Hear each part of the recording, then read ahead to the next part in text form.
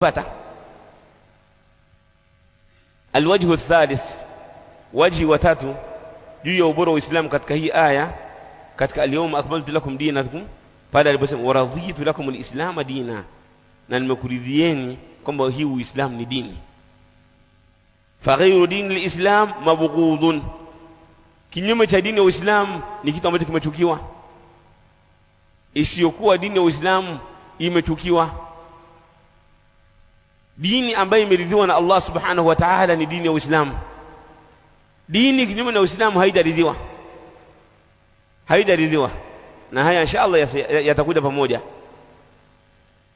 Wa qawlu Allah tabarak wa ta'ala, na kauli Allah subhanahu wa ta'ala aliposema ya ayuhan nas, enyi watu, in kuntum fi shakkin min dini, ikiwa nyinyi mna mashaka katika dini yangu.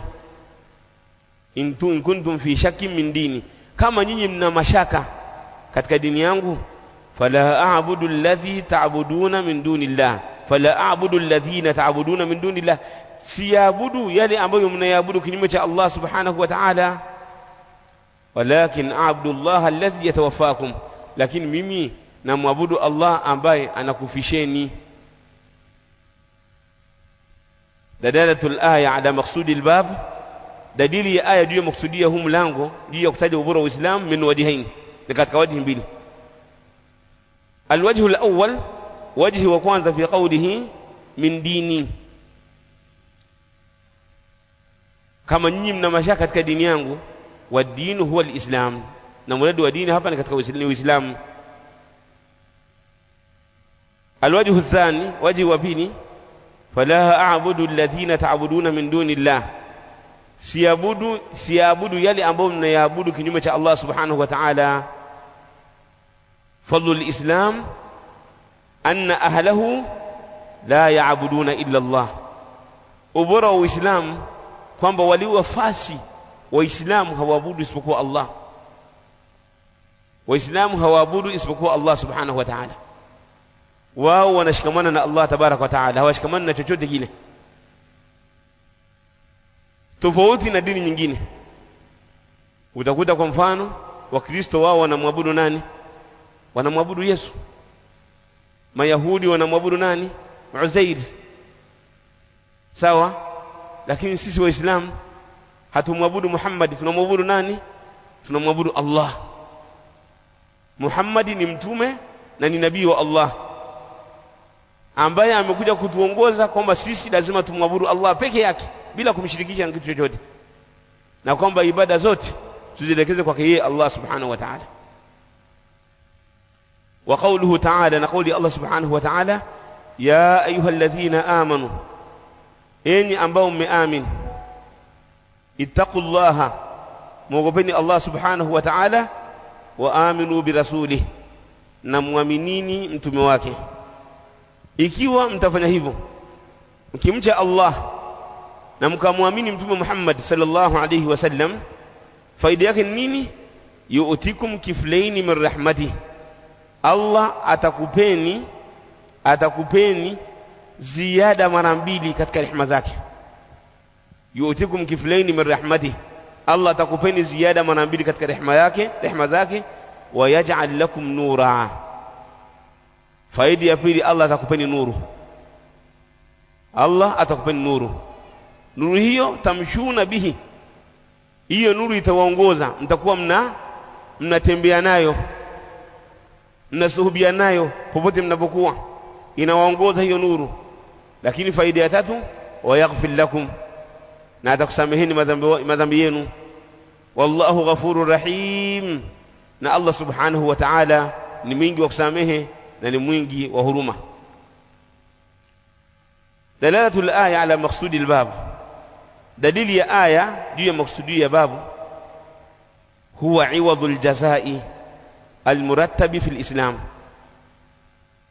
ni ile badali ya malipo ambayo mtu unayapata kwa sababu ya kushikamana na Uislamu. Yani ukishikamana na Uislamu kuna malipo unayapata mengi tu. Ukishikamana na Uislamu, ayu wal ahibba, kuna malipo mengi ambayo unayapata. Kuna malipo mengi ambayo unayapata kwa kufanya amali. ukifanya amali katika Uislamu kuna malipo. Wa 'azamat jazaihi dukhulul islam, na malipo makubwa mno, malipo makubwa mno katika Uislamu ni kuingia katika dini ya Uislamu. Malipo makubwa katika hii dini ya Uislamu ni kuingia. Ukiingia katika Uislamu unapata malipo makubwa. Wal jazaa'u al-madhkuru fil aya thalathatu awjuh, na malipo yaliyotajwa katika hii aya yana wajihi tatu. Al-jazaa'u al-awwal, malipo ya kwanza, al-kiflu wa huwa al-hadh wan-nasib. Al-kiflu wa huwa madha? Al-hadh wan-nasib, ni ile nasibu, ile fungu kubwa utakalolipata, ile fungu ambalo unapata. Kwa maana Allah atakulipa mara mbili, atakulipa al-kiflaini, kwa maana utalipwa fungu duniani na utalipwa fungu akhirah. Wa huwa al-hadh fi dunya wal akhirah. Kwa hiyo wewe ukiwa Muislamu, wewe utalipwa hapa duniani na utalipwa hapa huko akhirah. Hii ni faida ya mtu kuwa Muislamu. Malipo ya pili, an-nur. Malipo ya pili ni an-nur, ni ile nuru ambayo inaangaza, ni nuru ambayo inaangaza. Yaj'al lahum nuran likay yahtadu bihi fi dunya ila sabili al-islam. Allah atakujalia wewe ambaye umeingia katika Uislamu, wewe uliyeshikamana na Uislamu, atakupa nuru utaambatana nayo katika maisha ya dunia, ikiwa hii nuru inakuongoza katika mambo ya kheri. Hii nuru itakuwa inakuongoza katika mambo ya kheri. Wa fil akhirah ila dari salam, na huko akhirah ile nuru itakuongoza kuelekea peponi. Allahu akbar. Tunajua ayu alahibba kwamba kuna watu wakipita katika sirat, pale ambapo watu wataambiwa sasa kila mmoja nyie nendeni, watu wanatakiwa wapite kwenye sirat. Ile sirat ambao ni matnun ala abwabi madha, matnun ala madha, ni ile sirat ambayo itawekwa juu ya matni jahannam. Sirat ni ile ambayo itawekwa ala matni jahannam, inawekwa juu ya moto wa jahannam. Ile sirat daraja lile, jisruna ala matni jahannam, daraja inawekwa juu ya moto wa jahannam. Lakini daraja lenyewe ni ahaddu min ash-sha'r, ni dogo mno kuliko hata unywele, ni dogo kuliko unywele. Sheikh wangu, lile daraja linawekwa ni dogo kuliko unywele. Sasa watu pale wanaanza kupita kutokana na ile nuru waliokuwa nayo duniani, waliopewa na Allah subhanahu wa ta'ala. Na kila mmoja hiyo nuru aliyopewa ni kutokana na ile movement yake katika dini.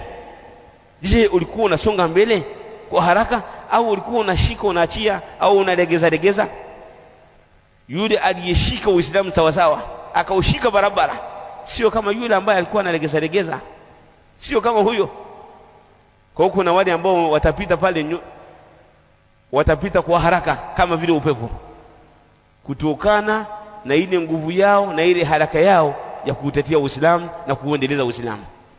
Likija jambo la Uislamu yuko mbele, likija jambo la khairi linalohusiana na Uislamu na Uislamu yuko mbele. Kuna watu ambao watapita kama upepo, kuna watu watapita kama vile kufumba na kufumbua kwenye hiyo sirat. Kuna watu ambao watapita hadi ya kuwa wanakimbia. Kuna watu ambao watapita kama mwendo wa farasi. Kuna wengine watapita kama vile mwendo wa ngamia yenye mizigo. Kuna watu ambao watapita wanatembea, wengine wanakimbia, wengine wanatambaa. Na kuna watu wengine ambao kutakuwa na yale mavyuma alkalalibu, kutakuwa na mavyuma yako ndani ya moto wa jahannam, yanakuja yanawakamata na waingiza ndani ya moto wa jahannam, waliyadhu billah. Kuna watu ambao watakuwa hivyo, yani mtu anapita pale, ima anatambaa au anatembea, yanakuja yale makalalibu yanamkamata, yanamtia ndani ya moto wa jahannam. Itakuwa hivyo. Kwa ule Uislamu wako unavyokamata barabara na kusonga mbele kwa Uislamu wako na kuyaweka mbele kipaumbele mambo ya Kiislamu, ndivyo utakapopita katika hiyo sirati. Sasa kuna wale ambao watakuwa wanapita, zile taa zinazimika, wanawaambia waumini kwamba jamani, hebu simameni na sisi tupite kutokana na mwanga wenu. wale wanaambia nyie rudini huko nyuma mkautafute huo mwanga wenu. Sasa Allah subhanahu wa ta'ala, ikiwa wewe ni Muislamu, atakupa nuru, yaj'al lahum nuran likay yahtadu bihi ila dunya ila sabili alislam. Allah atawapa nuru ambayo hiyo nuru itawaongoza hapa duniani kuelekea katika njia ya amani akhirah, wa fil akhirati ila daris salam, na katika akhirah atawapa nuru ambayo itawaongoza mpaka kwenda peponi. Hali itakuwa ni hivyo. Kwa hiyo Muislamu, pambana kwa ajili ya Uislamu wako, ushike Uislamu wako vile inavyotakiwa, na sehemu kubwa ya kushika Uislamu wako ni kusoma. Ule muda unaotoka kazini ule, usiende kucheza karata, usiende kupiga porojo, usiende kupiga bao, usiende kuzungumza maneno ambayo hayana maana au kufanya vitu ambavyo havina maana. Basi wewe nenda katika Uislamu wako, ingia darasani, soma, fanya adhkari. Hata ile kusubiri swala ukasema ngoja nikae msikitini nisome Qur'ani mpaka ingie salatul isha, nao ni matendo yaliyokuwa mema, yana ujira mkubwa mbele ya Allah subhanahu wa ta'ala. Tayyib.